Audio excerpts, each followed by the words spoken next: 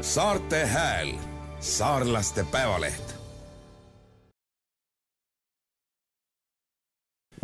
Ja sissejuhatuseks tänasele ekskursioonile, mida me tahame teha, näitamaks, kus Saaremaa delegatsioon nendel päevadel Visbis elab, siis minu selja taga on 3 olulist hoonet. Elame kõik koolimajas. Kõige suurem hoone, seal on meie sportlasdelegatsioon, esimesel korrusel on võimalik lõõgastuda ja ka mõned magamisruumid klassides, aga enamus delegatsioonist on paigutatud sinna üles teisel korrusele. See väiksem maja, selle koolimaja taga on koht, kus me käime söömas. Süüa antakse 2 korda päevas ja seni keegi kurtnud ei ole, portsud on ilusad ja suured. Ja minust paremale jääv hoone, siin elame siis meie Rauliga ja ka delegatsiooni juhid.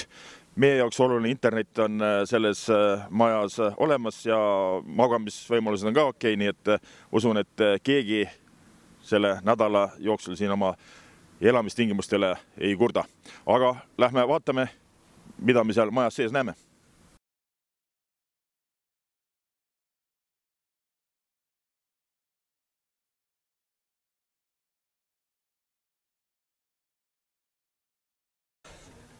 Tere poisid!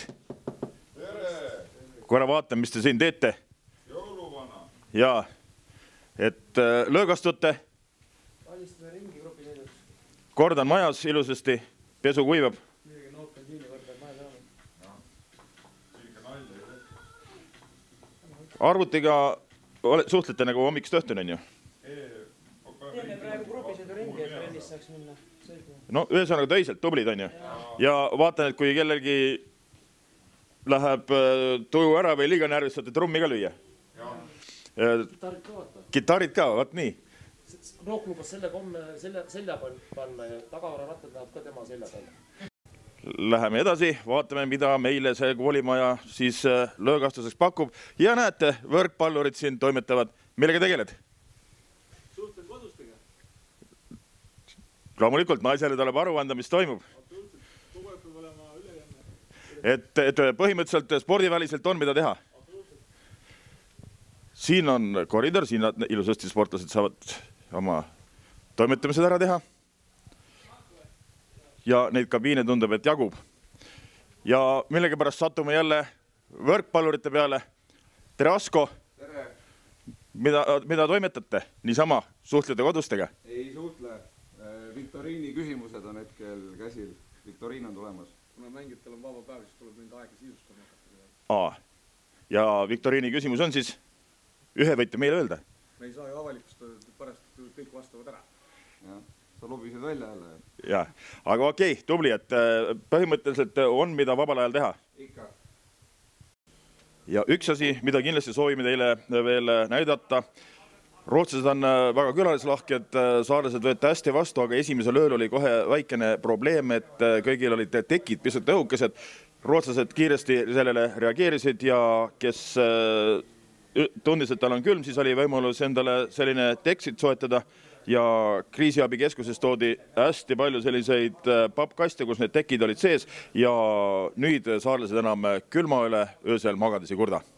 Asju tahaks ka kindlasti näidata, kuna Saaremaa delegatsioon elab ühes majas Õnnesmooni naisjalgpalluritega, siis esimene asi, mille Inglise saare naised enda jaoks ära fikseerisid, oli see silt, et ukse peale nad panid oma saare logo ja peale on kirjutatud Women's, mis tähendab, siin tohivad käia ainult Õnnesmooni naissportlased. Kas reegel ka on pidanud, seda ei oska öelda. Kui Õnnesmooni naisi näeme, siis kindlasti küsime nende käest. Nüüd oleme jõudnud teisel korrusele. Siia pingi peale on korvpallurid sättinud oma riided kuivama, tossudilessusti tuulutamisele. Eile oli neil väga tõsine tööpäev. Fääri saartega oli madistumine kõva ja isegi abitreener pidi väljakule minema olukorda päästma. Tere poisid, kossumehed! No tervitus! Näed! Vastuvõtt on meil päris hea. No kuidas läheb, poisid, vaba aeg? Meil on vaba aeg, jah? No õhtul on Gotlandiga mäng. Rahvast tuleb ilmselt palju. Valmistute ilusasti lesides. Egertil täna sünnipäev. Mis seal ikka laulab? Laulame, jah? Laulame? 3, 2, 1. Õnne soovime sul, õnne soovime sul.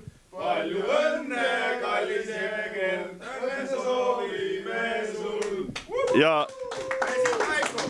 Ja see tähendab, et on ainult võitu, okei, poisid, puhake. Ja nii need päevad siin mööduvad. Muus osas tundub, et vaikne, kes on soojendusjooksule läinud, kes on juba võistlusereenidel. Igal juhul saarlased siin puhata oskavad ja ka võistelda oskavad.